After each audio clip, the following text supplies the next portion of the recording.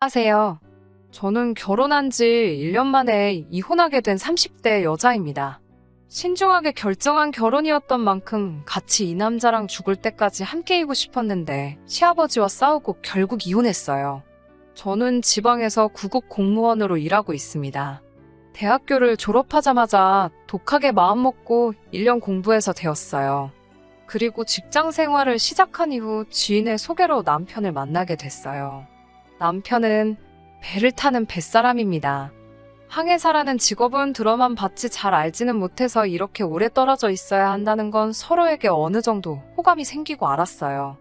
2년의 연애를 했지만 남편이 보통 8개월에 한 번 들어왔기 때문에 같이 보낸 시간이 많지는 않았고요. 그럼에도 불구하고 남편은 제가 보여준 인내심과 믿음에 반했다며 자기와 결혼해달라고 하더라고요. 경제적으로도 심리적으로도 절대 어렵게 하지 않을 거라면서요. 친정 부모님은 그래도 부부가 붙어 살아야 되는데 그렇게 오래 떨어져 있으면 서로 안 좋다고 달가워하지 않으시더라고요. 하지만 남편이 선상에서도 저희 부모님께 자주 영상통화도 드리고 카톡도 하면서 다가가려고 노력을 했고요. 그런 남편의 성의와 정성에 감동하신 저희 친정 부모님께서 결혼을 허락해 주셨어요. 하지만 시댁 식구들은 좀 다르더라고요. 시댁 식구들은 저를 탐탁치 않아 하시더라고요. 나중에 알게 된 일이지만 당시 남편이 벌어서 가족들에게 경제적으로 도움을 많이 줬던 것 같더라고요. 그런데 남편이 결혼을 하면 아내인 저에게 경제권을 넘길 거라고 하니 제가 자기들 돈을 훔쳐가는 기분이었나 봐요. 게다가 남편에게는 결혼하지 못한 손위신우가 있었는데 동생이 먼저 결혼하는 것에 굉장히 불편해했대요. 이런저런 이유로 제가 잘못한 건 하나도 없음에도 불구하고 예비 시댁에서 엄청나게 미움을 받고 있었습니다. 하지만 그런 상황에도 불구하고 남편은 저와 결혼하겠다는 의지를 굽히지 않았고 자식 이기는 부모 없듯 결국 저희는 부부의 연을 맺게 되었습니다. 어렵게 이룬 결혼인 만큼 끝까지 보란듯이 지켜내고 싶었는데 이렇게 되어서 지금도 마음이 좋지만은 않습니다. 늘 배를 타고 해외를 도는 남편을 위해 신혼여행은 해외로 가지 않고 제주도로 떠났습니다. 그리고 제주도에서 돌아온 지 3주 만에 남편은 다시 배를 타러 떠났고 8개월 만에 돌아왔습니다. 남편과 만나자마자 제 첫 질문은 부모님께 전화드렸냐는 거였어요. 그도 그럴 것이 저희 시부모님은 제가 이틀에 한 번씩 안부 전화를 드려도 언제 전화하는지 벼르고 있었다거나 부하가 났다거나 전화기를 놓고 기도하고 있었다는 식으로 비꼬시는 게 특기시거든요. 사실 남편이랑 같이 있어도 시댁에 전화드리기가 며느리 입장에서는 쉬운 일이 아닌데 남편과 결혼한 지 한 달도 안 돼서 떨어져 있다 보니 전화를 자주 드리기가 참 어렵더라고요. 처음에는 그래서 일주일에 한 번 정도 드렸는데 그걸로 시모에게 엄청 야단을 맞았어요. 그 이후로는 그래도 2, 3일에 한 번은 드리려고 늘 노력하고 있고요. 그래도 한 번도 좋은 소리를 들어본 적이 없네요. 아무튼 얼마 전 사건이 있었어요. 비 내리던 토요일 오전 시부모님이 저희 사는 지역에 있는 한의원에서 진료를 받고 가셨어요. 남편이 직접 모시고 오고 데려다 드리고 점심도 같이 했대요. 그런데 며느리인 제가 전화 한 통을 안 했다고 시모가 화가 많이 나셨던가 봐요. 저는 그때 미국에서 사는 친구가 오랜만에 귀국을 한 기념으로 둘이 1박 여행을 간 상황이었어요. 남편도 잘 아는 친구고 남편도 흔쾌히 다녀오라고 했습니다. 한의원에 오시는 건 미리 예정되어 있던 일이 아니라 저는 전혀 모르는 상황이었어요. 그리고 남편은 모처럼 친구와 놀러간 저에게 전화 좀 하라고 하기가 그랬는지 자기 선에서 대충 수습을 했나 보더군요. 아무튼 시모가 신우에게 서운하다는 이야기를 했고 신우가 주말인데 부모님한테 하루 주무시고 가라고도 안 하고 그냥 보냈다고 따지려고 남편한테 전화를 했나 봐요. 그런데 남편이 전화를 안 받으니까 저에게 전화를 했던 거죠. 제가 안녕하세요 형님 이라고 전화를 받자마자 안녕 같은 소리 하네. 난 안녕하지 못하고 네 남편 전화 안 받는데 너님은 대체 어디세요? 라고 빈정대더라고요. 제가 당황해서 네, 저 지금 바뀐데 라고 말을 하자 바뀐 데는 반말이고요. 말 끊어먹지 말고 똑바로 하세요라며 저를 다그치더라고요. 그래서 저도 도대체 갑자기 왜 그러시는데요? 라고 물었죠. 그러자 내가 너님 남편하고 통화를 해야 하는데 전화를 안 받으니까 그런데요. 그러면서 언제 집에 들어가서 확인할 수 있냐고 따지듯 묻더라고요. 그래서 저는 일이 있어서 내일이나 돼야 들어간다고 말했죠. 그러자 너님 남편은 너님 산책 갔다던데 또 다른 소리를 하네. 아주 웃기는 애들이야. 라며 전화를 딱 끊더라고요. 그러고 나서는 바로 1분도 지나지 않아 시아버지한테 전화가 왔습니다. 이미 좋은 소리 못 들을 걸 알았기에 내라고 조용히 대답하자 아이고 내가 네 시누에게 앞뒤 사정을 다 전달받았다며 내가 가슴이 콱 막힌다고 그러더군요. 그러면서 나는 네 부모가 도대체 너를 어떻게 가르쳤는지 뭐하는 사람들인지 참말로 궁금하다고 하더라고요. 거짓말하는 건 네 아버지를 닮았냐 아님 어머니를 닮은 거냐 그러시면서요.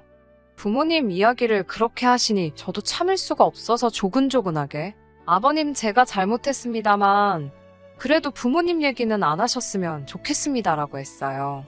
그러자마자 시아버지는 바로 저를 제 이름 대신 입에 담기도 힘든 욕으로 바꿔 부르시며 소리를 지르셨어요. 어디서 그렇게 말대답을 따박따박 하냐며 그것도 네 부모한테 배워먹었냐고 그래요.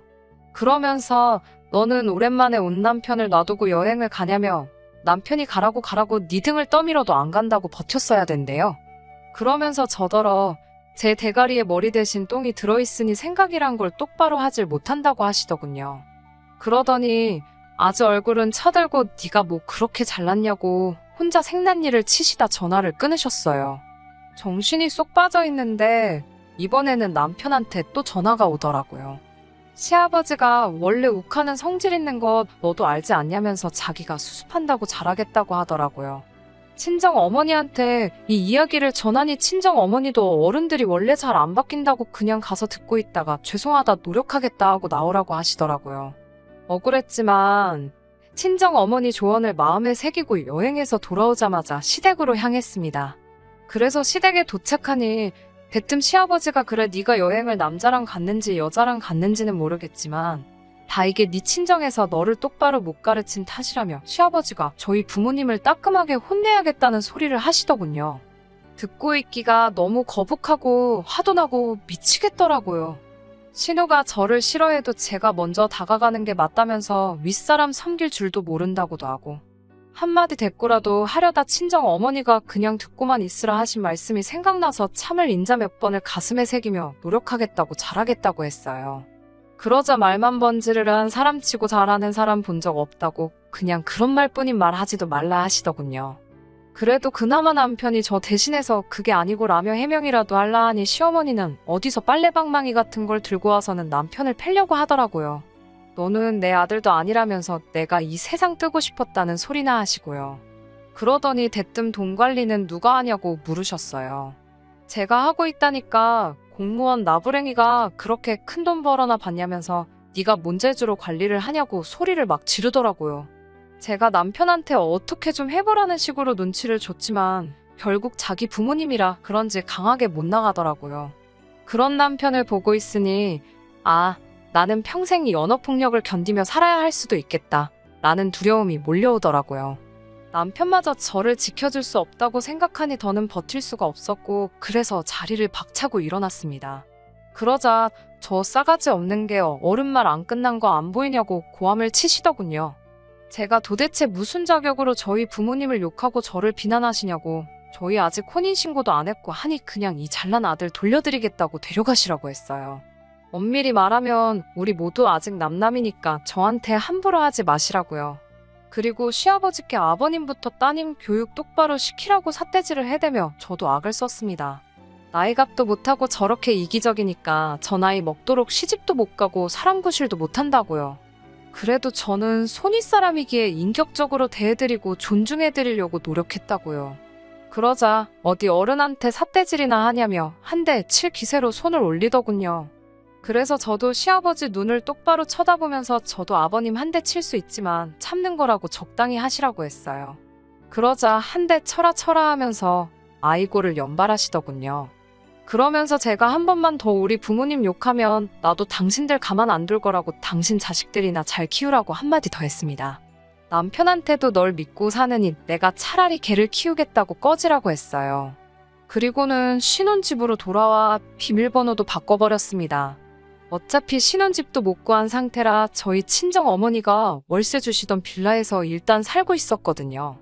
얼마 지나지 않아 남편이 쫓아와 자기가 다 잘못했다고 일단 문 좀 열고 이야기하자고 하더라고요. 저는 더 이상 너를 믿고 의지할 수도 없고 너네 부모 상대하기도 싫다고 그만하자고 얘기했고요. 그 후에 저는 친정 부모님께 전화해서 있던 모든 일을 말씀드렸어요. 한숨만 내쉬던 친정 아버지께서 저더러 그래도 잘했다고 속 시원하다고 하시더군요.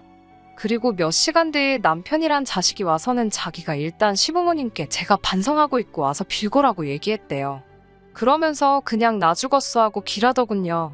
그 이야기를 옆에서 들으시던 친정아버지가 이 자식이라며 현관을 열고는 너 이 자식 팔다리 아주 다 부러뜨려버린다고 우리 딸 근처에 얼씬도 하지 말라고 엄포를 놓으셨어요. 장인어른을 여기서 볼 줄은 몰랐는지 걸음 하나 살려라 도망을 가더라고요. 결국 남편과는 이혼하게 되었습니다. 남편은 어떻게든 시부모님과 연을 끊고 살 수는 없다는 거였고 저는 그렇다면 어쩔 수 없다는 입장을 고수한 탓이었죠.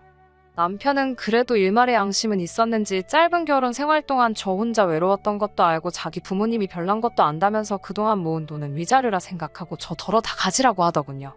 그렇게 적금 얼마와 남편이 채워넣은 가전제품은 제 몫이 되었습니다.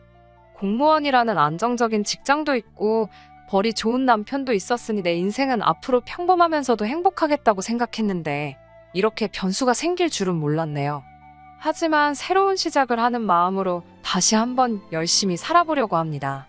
물 흐르듯 살다 보면 또 좋은 일들이 생기겠죠.